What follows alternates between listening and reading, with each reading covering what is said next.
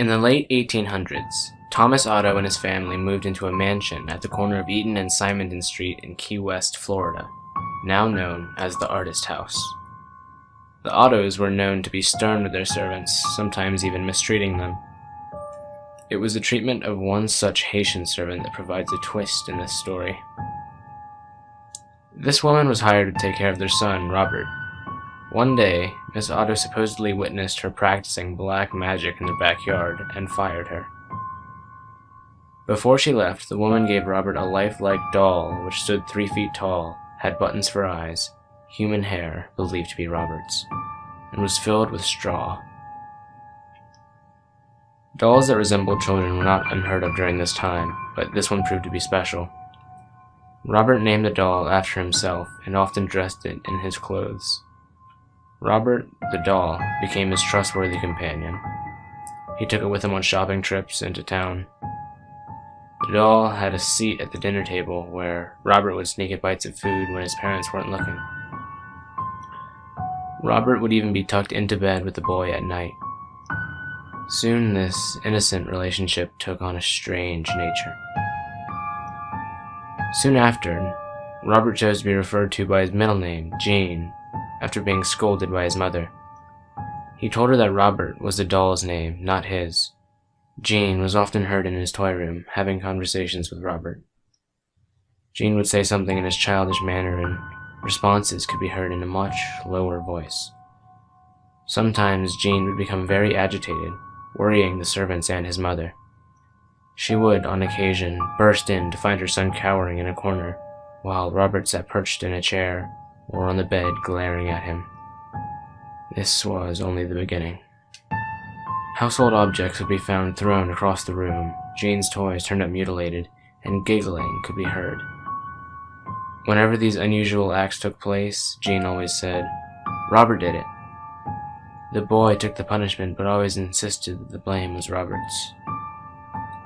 As the mischief grew, more and more servants took their leave as new ones were hired.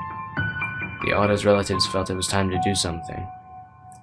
With the recommendation of a great aunt, Jean's parents removed Robert from his care and placed him in a box in the attic. This is where he resided for many years. After the death of his father, Jean was willed his boyhood home. He decided to live in the Victorian mansion with his new wife. Jean had become an artist and felt the house was spacious and would provide a place for him to paint. He went to the attic and dusted off his childhood toy. He became attached to the doll despite his wife's displeasure. Jean would take the doll along with them everywhere they went. He even sat in his favorite little chair while Jean and his wife slept nearby. The turret room became Robert's domain after Miss Otto moved him back to the attic. The marriage slowly became sour until Miss Otto supposedly went insane and died of unknown reasons. Jean followed soon behind. Robert supposedly attacked people, sometimes locking them in the attic. People who passed by claimed to hear evil laughter coming from the turret room. For some time, Robert remained in the empty house by himself until a new family purchased the mansion and restored it. The doll was once again moved to the attic. This pleased it as much as the last time. The doll was often found throughout the house. On one certain night, Robert was found at the foot of the owner's bed, giggling with a kitchen knife in hand. This was enough to send them fleeing from the home.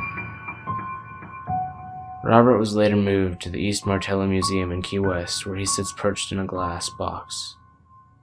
Despite his new living quarters, the doll is believed to not have given up his menacing ways. Visitors and employees claim they have seen the doll move.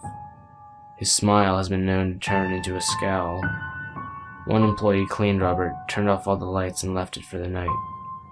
The next day, he returned to find lights turned on, Robert sitting in a different position than the night before, and a fresh layer of dust on his shoes. Some say he'll even curse you. If you want to take a picture of him, you must ask politely. He'll tilt his head in permission. However, if he doesn't and you take the picture anyways, a curse will befall upon you and anyone who accompanies you to the museum. The same will happen if you make fun of him. To this day, Robert remains at the East Martello Museum in his sailor suit clutching his stuffed lion, continuing his menacing ways.